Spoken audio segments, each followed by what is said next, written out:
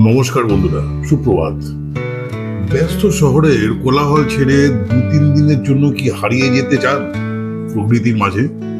জঙ্গল, পাহাড়, পুরনো রাজবাড়ি, মন্দির আর শান্ত পরিবেশে? তাহলে আজকের ভিডিওটি আপনার জন্য।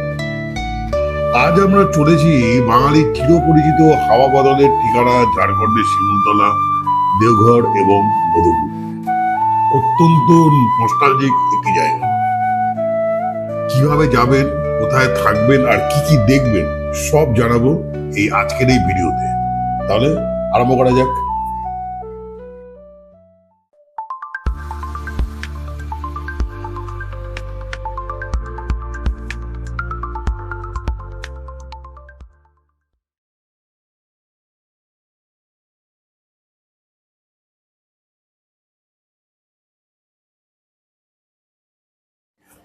এবারে কিন্তু কলকাতা থেকে নয়, এবারে আসানসোল থেকে। আসানসোল থেকে যোশীডি স্টেশন অব্দি সকাল 7:30 থেকে দুপুর 12টা অব্দি 5টি মোটামুটি ট্রেন আছে। এর মধ্যে একটি হলো গিয়ে সুপারফাস্ট আর বাদ বাকিগুলো গিয়ে আপনার লোকাল। তবে 7:30 বা 9:18 লোকাল ট্রেন দুটি সব থেকে ভালো সময় যোশীডিতে গিয়ে পৌঁছানোর জন্য। সময় লাগে অফিসিয়ালি 2 ঘন্টা 6 মিনিট, কিন্তু সঠিক সময় লাগে ট্রেনে প্রায় 3.5 ঘন্টার কাছাকাছি। মোট 16টি স্টেশন পড়ে এই আসানসোল থেকে যোশীডি পৌঁছতে।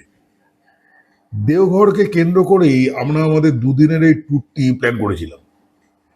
যোশীডিতে পৌঁছালাম বেলা 12:20 নাগাদ। বিশেষ যানবাহনের সুবিধা এই স্টেশনটিতে নেই। মোটামুটি সামনেই অটো একটা স্ট্যান্ড ছিল, ওই অটো স্ট্যান্ড থেকে 200 টাকাতে অটো রিজার্ভ করে আমরা হোটেলে গিয়ে পৌঁছালাম 12:55 নাগাদ। আমাদের হোটেলের নাম ছিল হোটেল আইটাউন। agoda.com থেকে আমরা অনলাইনে হোটেলটি বুক করেছিলাম। রুম রেন্ট ছিল 1300 টাকা পার ডে পার রুম। হোটেলটি কেমন, ভিডিওটা দেখুন।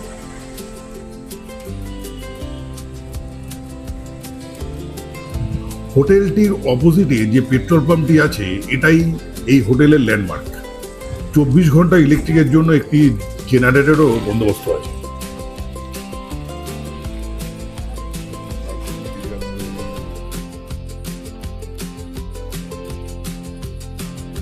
সামান্য কিছুক্ষণ অপেক্ষা করার পর আমাদের আইডেন্টিটি কার্ড শো করার পর আমাদের রুম অ্যালট হল।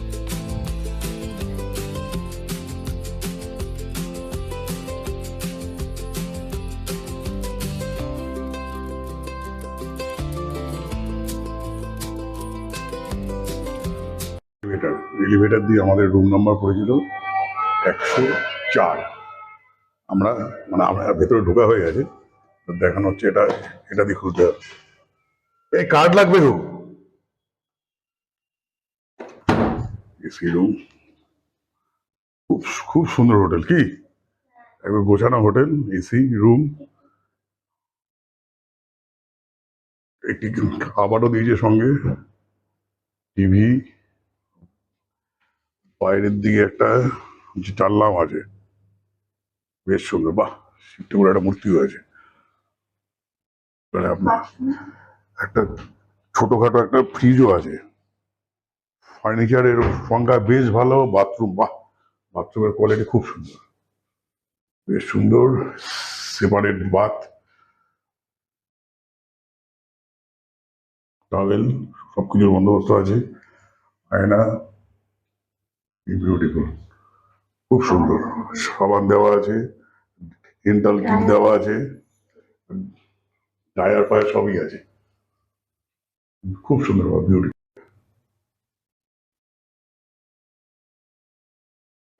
সবকিছুই আছে।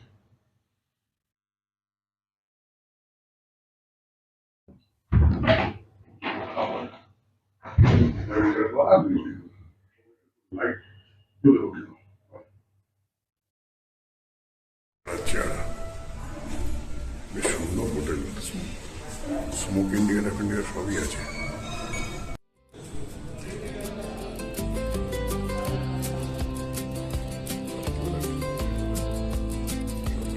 লিফট, রেস্টুরেন্টের সুবন্দোবস্ত আছে এই হোটেলটিতে।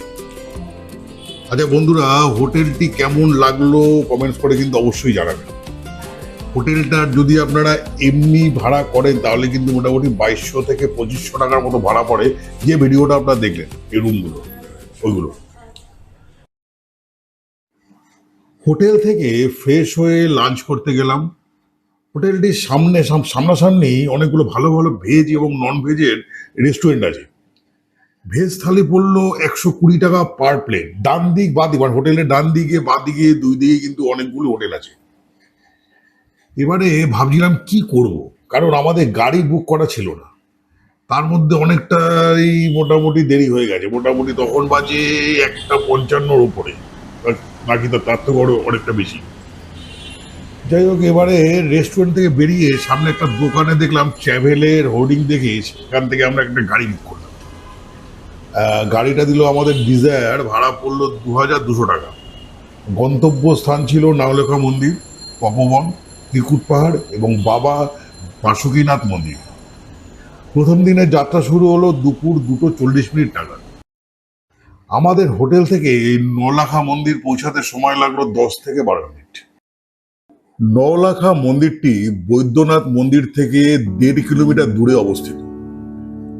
এই নওলাখা মন্দিরটি নির্মাণ করেছিলেন রানী চারুশীলা, যিনি কলকাতার পাথুরিয়াঘাটের বাঙালি রাজবংশ ঘোষ পরিবারের সদস্য ছিলেন। চারুশীলা দেবী অকালে তার স্বামী অক্ষয় ঘোষ এবং পুত্র যতীন্দ্র ঘোষকে হারান। এই ঘটনা তাকে অত্যন্ত বিধ্বস্ত করে দেয়, যার ফলে তিনি শান্তির সন্ধানে গৃহত্যাগ করেন। এরপরে দেওঘরে থাকাকালীন চারুশীলা দেবীর সাথে সাধু বালানন্দ ব্রহ্মচারীর সাক্ষাৎ হয়, যার আশ্রমে তিনি কিছুকাল অবস্থান করেন। তারই পরামর্শে তিনি এই নওলাখা মন্দিরটি নির্মাণের সিদ্ধান্ত নেন এবং এর নির্মাণের জন্য প্রায় 9 লক্ষ টাকা মঞ্জুর করেন। এর ফলে এই মন্দিরটির নাম হয় নওলাখা। মন্দিরটির নির্মাণ কাজ 1940 সালে সম্পন্ন হয়েছিল। এই গ্রানাইট এবং মার্বেল দিয়ে নির্মিত মন্দিরটির উচ্চতা 45 মিটার বা প্রায় 146 ফুট। এখানে রাধা, ভগবান শ্রীকৃষ্ণ, ভগবান গোপাল এবং বালানন্দ ব্রহ্মচারীর একটি বিগ্রহ রয়েছে। এর প্রবেশদ্বারে রানী চারুশীলার একটি ভাস্কর্য রয়েছে। মন্দিরটির স্থাপত্য এবং নকশা বেলুড় মঠের রামকৃষ্ণ মিশনের কথা মনে করিয়ে দেয়।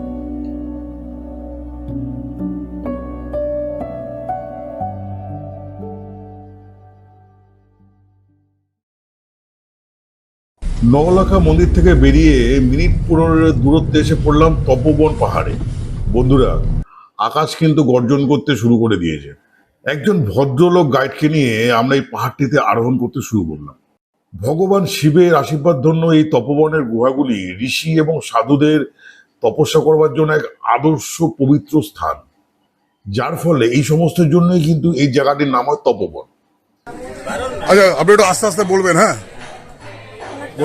বালেশ্বরনাথ শিব মন্দির মহর্ষি বালানন্দ ব্রহ্মচারীরা নিজে হাতে স্থাপিত করে দুর্গাজির পুজো করেছিল। ভিতরে যেতে পারেন,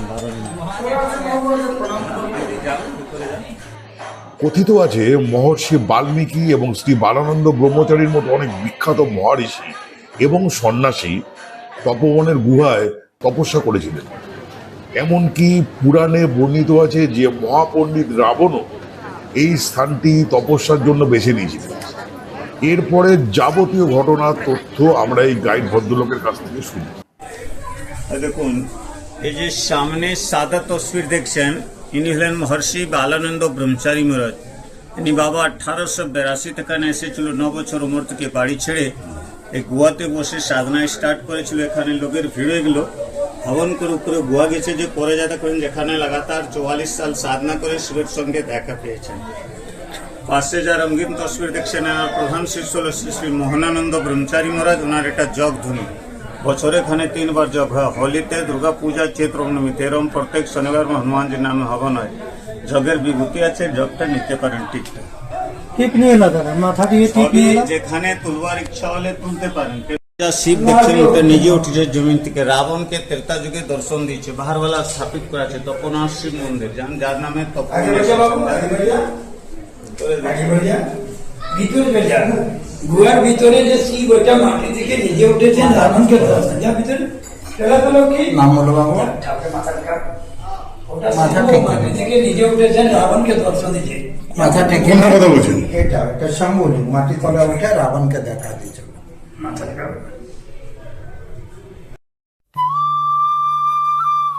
একটা কথা মনে রাখবে, এই খাবার দিন বা না দিন, এই যে বাদরগুলো দেখতে পাচ্ছেন, এরা কিন্তু কারো কোনো অনিষ্ট করে না বা কোনো অনিষ্ট রকম কিছু করে না।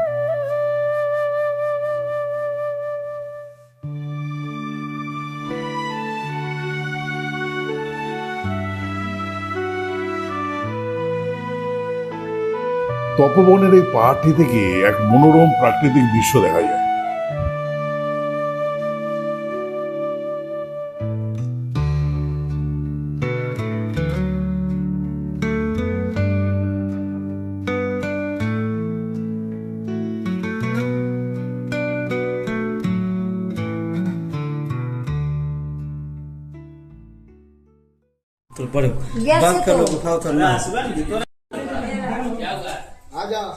এই ভজন গুহাতে ঢুকতে বেশ ভয় পেয়েছিলাম, ভেবেছিলাম যে পারবো না নিচে।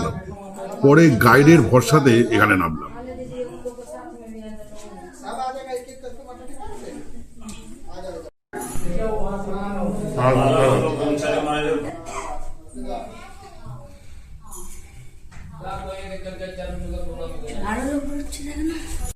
আপনার নামটা বলুন। देवेंद्र যাদব, তপোবন। তপোবন, ঠিক।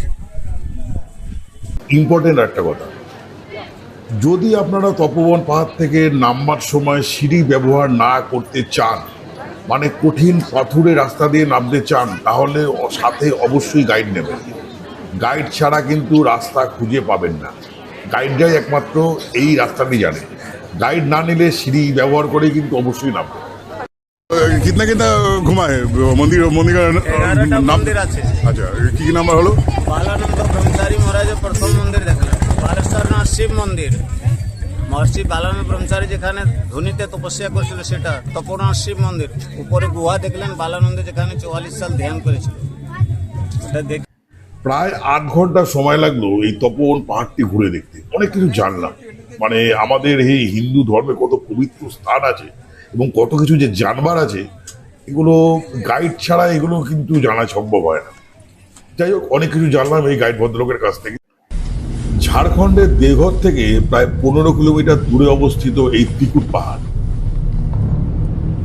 এটি একটি বিশিষ্ট হিন্দুদের তীর্থস্থান এবং পর্যটন কেন্দ্র তো অবশ্যই, এবং এখানে আবার ট্রেকিংও করা হয়। পাহাড়টির নামকরণ করা হয়েছে হিন্দুদের 3 ভগবান শ্রী ব্রহ্মা, শ্রী বিষ্ণু এবং মহেশ্বরের জন্য। প্রাচীন প্রবাদ অনুযায়ী এই স্থানটি রামায়ণে গভীরভাবে নিহিত আছে। বিশ্বাস করা হয় যে রাবণ শিবলিঙ্গকে লঙ্কায় নিয়ে যাওয়ার সময় পাহাড়ের চূড়ায় একটি নির্দিষ্ট বিন্দুতে তার পুষ্পক রথটি অবতরণ করেছিলেন। পাহাড়ের ওপরের ঘন জঙ্গলে ত্রিকুটাচল মহাদেব মন্দির এবং ঋষি দয়ানন্দের আশ্রম রয়েছে। এর সর্বোচ্চ শৃঙ্গটি মাটি থেকে প্রায় 1500 ফুট উঁচুতে। ত্রিকুট পাহাড়ে ভারতের অন্যতম সর্বোচ্চ উলম্ব বা ভার্টিক্যাল রোপ রয়েছে, মানে ছিল। যাই হোক, 2022 সালের এপ্রিলে একটি কেবেল গাড়ি দুর্ঘটনার পর নিরাপত্তা পর্যালোচনা এবং নিরাপত্তার জন্য এই রোপওয়েটি বন্ধ করে দেওয়া হয়। তো বন্ধুরা, পাহাড়ে আর নামা হলো না। এমন বৃষ্টি শুরু হলো যে গাড়ি থেকে নামতে পারে। পর্যটকরা বর্তমানে একাধিক সিঁড়ি দিয়ে শীর্ষে পৌঁছাতে পারেন। একটা ব্যাপার মাথায় রাখবেন, এখানকার যে বানরগুলো আছে এরা কিন্তু মোবাইল, খাবার, ব্যাগ বা সানগ্লাসের মতো ছোট ছোট জিনিস চিনিয়ে নিতে পারে। এরা তপোবনের বানরগুলোর মতো এত ভদ্র না।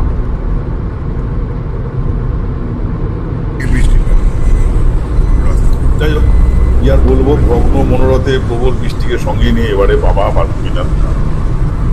ত্রিকুট পাহাড়ের থেকে বাসুকীনাথ ধামের দূরত্ব 46 কিলোমিটার। সময় লাগলো 1.5 ঘন্টার মতো।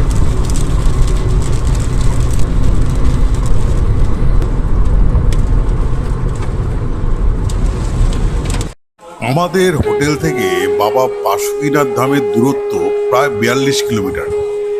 সময় লাগে 1 ঘন্টা 20 মিনিটের মতো। বাবা বাসুকীনাথ ধাম ঝাড়খণ্ডের দুমকা জেলায় অবস্থিত একটি অত্যন্ত গুরুত্বপূর্ণ হিন্দু তীর্থস্থান। এটি দেওঘরের বাবা বৈদ্যনাথ ধাম থেকে প্রায় 42 থেকে 45 কিলোমিটার দূরে অবস্থিত।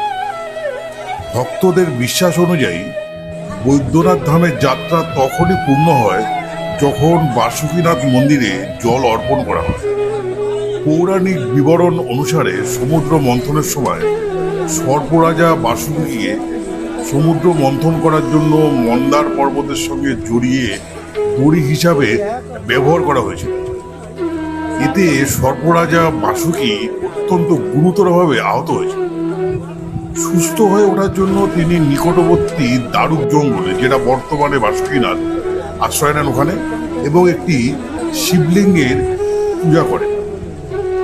সর্পরাজার ভক্তিতে সন্তুষ্ট হয়ে ভগবান শিব আবির্ভূত হন এবং তাকে একটি বর প্রদান করেন যে এই জায়গাটি তার নামে নামকরণ করা হয়।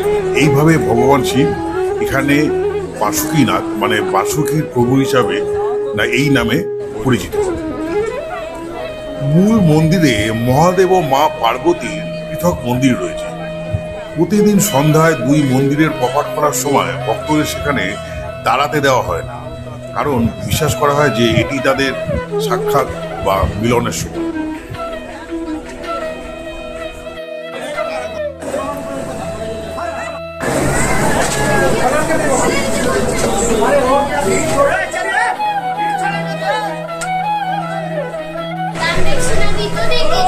এই বাসুকীনাথ মন্দিরকে শিবের ফৌজদারি দরবার বা আদালত বলা হয়, কারণ এখানে ভক্তরা ন্যায় বিচারের জন্য প্রার্থনা করে। আর বৈদ্যনাথ ধামকে বলা হয় শিবের বাসভবন। অন্তত 8 ঘন্টা দাঁড়িয়েছিলাম এই মন্দির প্রাঙ্গণে। এবারে এই মন্দিরের সামনেই একটি ওপেন স্টল থেকে বেশ অন্য রকমের এক আইটেমের টিফিন করলাম। মুড়ি, আলুর চপ, একটা তরকারি, ঝুরি ভাজা আর পাকোড়া দিয়ে পার প্লেট পড়লো 50 টাকা। তবে বন্ধুরা, এত জাগ্রত, এত লোক সমাগমের মন্দিরে এর থেকে ভালো পূজা আমি মনে হয় আমার জীবনে কোনোদিন দিতে পারিনি। বাবার মাথায় জল দিয়ে ফুল বেলপাতা দিয়ে প্রাণ ভরে আমরা পুজো দিলাম। এক অনাবিল শান্তি আনন্দ নিয়ে মন্দির গৃহ থেকে বেরিয়ে এলাম এবং তারপর থেকে শুরু হলো প্রবল হাওয়া দিয়ে বৃষ্টি। আমাদের আজকের শেষ গন্তব্যস্থল ছিল এই বাবা বাসুকীনাথ ধাম। এখান থেকে হোটেলে ফিরলাম 8:20 নাগাদ। ডিনারে নিলাম তন্দুর, বাটার চিকেন আর তন্দুর রুটি। আচ্ছা বন্ধুরা, আজকের মতো এই অবধি। কালকে আবার নতুন যাত্রা। শুভরাত্রি বন্ধুরা।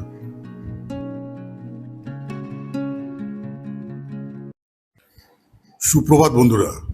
সকাল সকাল বউয়ের হাতের তৈরি চা খেয়ে রেডি হচ্ছি আজকের গন্তব্য স্থানগুলি দেখবার জন্য।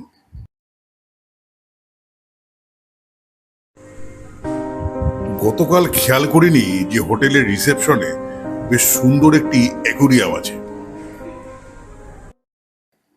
সকাল 8:15। আমাদের আজকের ভ্রমণের স্থানগুলি হলো সৎসঙ্গ আশ্রম, অনুকূল ঠাকুরের আশ্রম আর কি, রামকৃষ্ণ মিশন, শিমুলতলা এবং হোটেলে ফিরে বাবা বৈদ্যনাথ ধাম। चलेंगे फिर अनुकूल ठाकुर आश्रम और बाद रामकृष्ण मिशन और बाद चलेंगे फिर लड्डू पहाड़, राजवाड़ी, उसके बाद फिर रिटर्न आना है। ये सब है, बेशी मतलब है। जी जी सर, सिमुरतल्ला ही पड़ता है सर, बिहार सिमुरतल्ला। यहाँ से कितना दूर है वो लगभग? 45 किलोमीटर। বন্ধুরা, কালকে আমরা দেওঘরে এসেছিলাম, তা কালকে আমরা দেওঘরে যেগুলো দেখেছিলাম সেগুলো বাদ দিয়ে যেগুলো বাদ বাকি আছে ওগুলো ঘুরে আমরা এবার যাবো শিমুলতলাতে। আজকে যাবো। কালকে শুনেছিলাম সকালে বৈদ্যনাথ ধামে প্রায় 4 থেকে 5 ঘন্টা লাইনে দাঁড়াতে হচ্ছে, তাই আমরা ঠিক করলাম আজকে সন্ধ্যাবেলায় ওখানে পুজো দেব। দেওঘরে এই সৎসঙ্গ আশ্রমটি ঠাকুর অনুকূলচন্দ্র দ্বারা প্রতিষ্ঠিত ভারত এবং বিশ্বজুড়ে শুরু হওয়া সৎসঙ্গ আন্দোলনের সদর দপ্তর। আশ্রমটির আশেপাশের শহরটি সৎসঙ্গ নগর নামে পরিচিত। এই আশ্রমটির প্রতিষ্ঠার কাজ ঠাকুর অনুকূলচন্দ্র 1946 সালের 2রা সেপ্টেম্বর তার জন্মস্থান পূর্ববঙ্গের বর্তমান বাংলাদেশ পাবনা জেলায় থেকে দেওঘরে চলে আসার পর শুরু হয়। এই সৎসঙ্গ আশ্রমটির প্রাঙ্গণে বিভিন্ন কেন্দ্র এবং প্রতিষ্ঠান বিভিন্ন জনহিতকর সামাজিক কার্য পরিচালনা করে। এই জনহিতকর কাজের একটি উদাহরণ হলো যে দূতাদেবটি নামক একটি সৎসঙ্গ চ্যারিটেবল দাতব্য হসপিটাল সারা বছর ধরে এখানে সাধারণ মানুষকে বিনামূল্যে স্বাস্থ্য পরিষেবা প্রদান করে। ঠাকুর অনুকূলচন্দ্র নিজে একজন চিকিৎসক হওয়ায় মানুষের চিকিৎসার জন্য প্রায়ই নিজের হাতে তৈরি ভেষজ এবং আয়ুর্বেদিক ওষুধ দিতেন। এছাড়াও আনন্দবাজার নামে পরিচিত একটি নিখরচার কমিউনিটি রান্নাঘর ঠাকুর অনুকূলচন্দ্রের মা মনমোহিনী দেবী চালু করেছিলেন। এটি আশ্রমবাসী এবং আশ্রমে আসা ভক্তদের জন্য দিনে দুবার করে দুপুরের ও রাতের খাবারের ব্যবস্থা করে। ভক্ত এবং দর্শনার্থীদের ক্রমবর্ধমান সংখ্যার কারণে আনন্দবাজার ভবন নামে একটি 7তলা ভবন নির্মিত হয়েছে, যেখানে হাজার হাজার মানুষ যে কোনো সময় প্রসাদ পেতে পারে। এছাড়াও সৎসঙ্গ পাবলিশিং হাউস নামে একটি প্রকাশনা সংস্থা, তপবন বিদ্যালয় এবং বিনয়পাণি বিদ্যা মন্দির নামে 2টি ছেলে এবং মেয়েদের জন্য পৃথকভাবে বিদ্যালয় ইত্যাদি অনেক কিছুই এই আশ্রমটি দ্বারা পরিচালিত হয়। অনুকূল ঠাকুরের আশ্রম থেকে মিনিট 10-15 দূরত্বে এবার আমরা এলাম রামকৃষ্ণ মিশনে।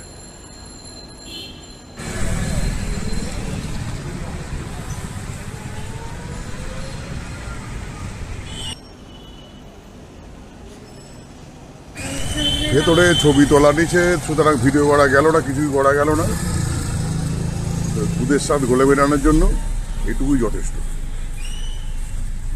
দেওঘর রামকৃষ্ণ মিশন বিদ্যাপীঠ হল রামকৃষ্ণ মিশনের প্রাচীনতম আবাসিক শিক্ষা প্রতিষ্ঠানগুলোর মধ্যে একটি, যা 1922 সালে প্রতিষ্ঠিত হয়েছিল।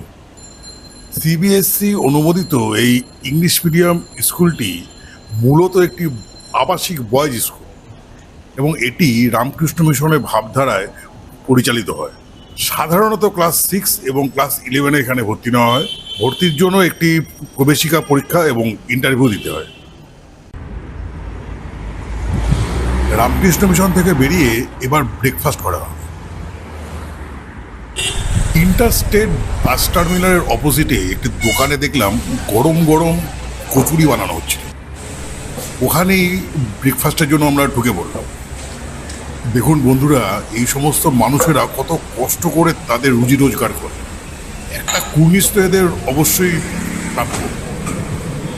দোকানটিতে বেশ কিছু মিষ্টির সম্ভারও দেখলাম। পার পিস কচুরির দাম পড়লো 7 টাকা। খাবার বেশ উপাদেয় ছিল। আজকে ব্রেকফাস্ট কচুরি সবজি, হোটেলটা ডাল ভাত হয়।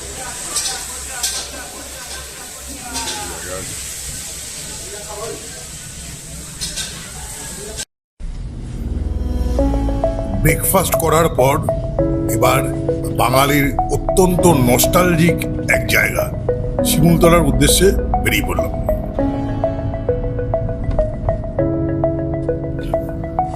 আমরা যখন দেওঘর থেকে গাড়ি বুক করেছিলাম শিমুলতলা এবং মধুপুরের জন্য, তখন অনেকেই বলেছিল যে ওখানে দেখবার মতো কিছু নেই, শুধু শুধু গাড়ি ভাড়াটাই নষ্ট হবে।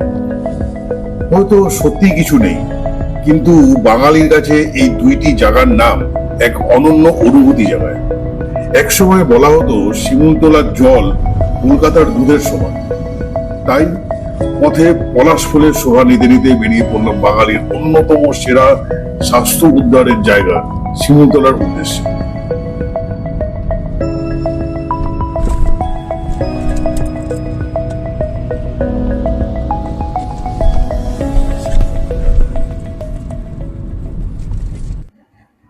বিহারের জামুই জেলায় অবস্থিত এই শিমুলতলা রাজবাড়ি বা নলডাঙ্গা রাজবাড়ি অঞ্চলের একটি অন্যতম ঐতিহাসিক আকর্ষণ।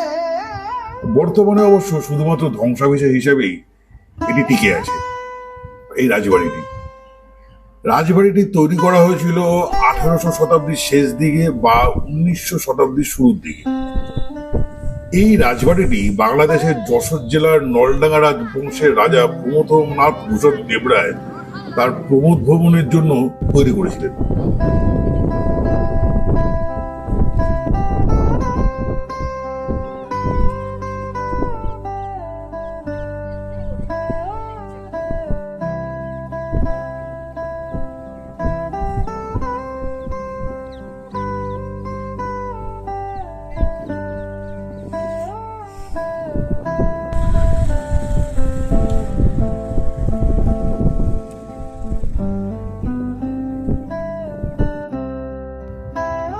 শিমুলতলার জল এবং বায়ু স্বাস্থ্য পুনরুদ্ধারের জন্য আদর্শ, যার ফলে এখানে রাজবাড়ি ছাড়াও অসংখ্য অভিজাত ভিলা এবং বাংলো গড়ে ওঠে। স্থানীয় জনশ্রুতি অনুযায়ী একসময় এখানে রবীন্দ্রনাথ ঠাকুর ও শরৎচন্দ্র চট্টোপাধ্যায়ের মতো বরেণ্য ব্যক্তিরা পদার্পণ করেছিলেন, যদিও রবীন্দ্রনাথের আশা নিয়ে দ্বিমত রয়েছে। এছাড়াও ঢাকার রানী এবং ব্রিটিশ ভাইসরয়দেরও এখানে যাতায়াত ছিল। ধ্বংসাবশেষের মধ্যেও রাজবাড়িটির বিশাল কাঠামো এবং এর স্থাপত্য শিল্প জমিদারি আভিজাত্যের পরিচয় বহন করে। বর্তমানে এটি একটি জরাজীর্ণ এবং পরিত্যক্ত ভবন হলেও পর্যটকরা মূলত এই রাজবাড়ির ভগ্নস্তূপের মধ্য দিয়ে ইতিহাসের স্বাদ নিতে এখানে একবার করে আসেন। অনেকের কাছে এটি একটি আবার রহস্যময় বা হন্টেড জায়গা হিসেবেও পরিচিত। রাজবাড়ির আশেপাশে লাট্টু পাহাড় আর হলদি ঝর্ণা ছাড়া আর বিশেষ কিছু দেখবার নেই।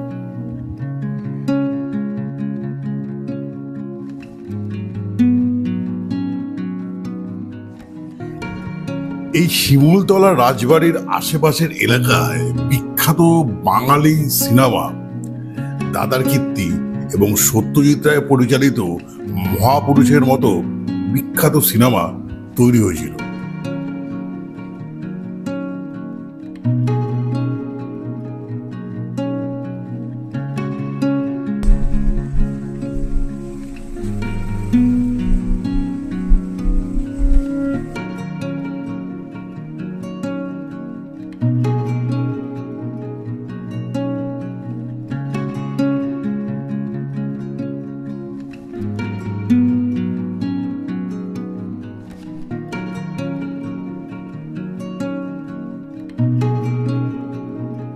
রাজবাড়ি থেকে মাত্র 1-2 কিলোমিটার দূরে অবস্থিত এই লাট্টু পাহাড়ের উপর থেকে রাজবাড়ির চমৎকার দৃশ্য দেখা যায়। রাজবাড়ি ভ্রমণের পাশাপাশি আপনারা এই প্রাকৃতিক ঝর্ণাটিও ঘুরে দেখতে পারেন। যদি শিমুলতলাতে থাকতে চান তবে আনিয়া রিসর্ট, যশোদা ভবন এইসব জায়গায় থাকতে পারেন। পার রুমের ভাড়া পড়ে মোটামুটি যা জানা গেল 700-800 টাকা থেকে 1500 টাকার মধ্যে, বা 1000 থেকে 1500 টাকার মধ্যে। এখানে বাইরে থেকে কাঁচামালের খাবার কিনে, মানে ওই কাঁচামাল কিনে আপনারা কিন্তু বাইরে দিয়ে রান্না করাতে পারেন, অনেকটা পুরীর মতো। শোনা যায় মানে আমরা শুনতে পেলাম যে এখনো নাকি ইলেকট্রিসিটির এখানে বেশ সমস্যা আছে এবং অনেক জায়গায় নাকি ইলেকট্রিসিটি নেই। সব মিলিয়ে একটা নস্টালজিক ফিলিং তো আসেই। বাঙালির এই চিরপরিচিত আবেগের জায়গাতে একবার ঘুরে আসতেই পারেন।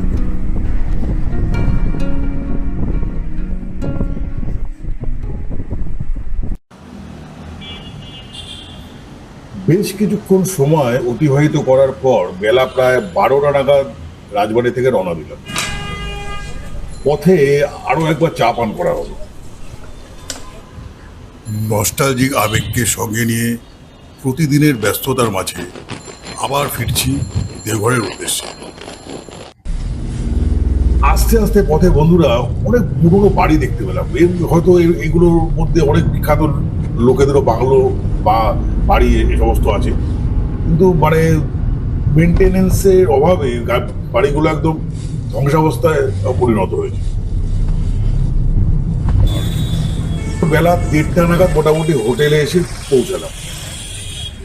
হোটেলে ফ্রেশ হয়ে টাওয়ার চকের কাছে একটি হোটেল থেকে লাঞ্চ করলাম ভেজ রাইস এবং এগ কারি।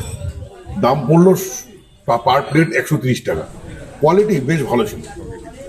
শনিবার বলে এখানে খিচুড়িরও প্লেট বিক্রি হয়। বন্ধুরা, প্রথম পর্বটিকে এখানে শেষ করছি। বিশেষ কারণবশত তখনও ঠিক জানি না কখন আমরা বাবা বৈদ্যনাথ ধাম দর্শনে যাব, কারণ বাবার মাথায় জল ঢালার জন্য সকালে গেলে প্রায় 5 থেকে 6 ঘন্টা লাইনে দাঁড়াতে হবে, তাহলে অন্যান্য যে নির্ধারিত স্পটগুলি ওগুলো দেখা যাবে না। এই কারণে একটু কোলাচালের মধ্যে আছি। যাই হোক, দ্বিতীয় পর্ব নিয়ে খুব শীঘ্রই ফিরছি।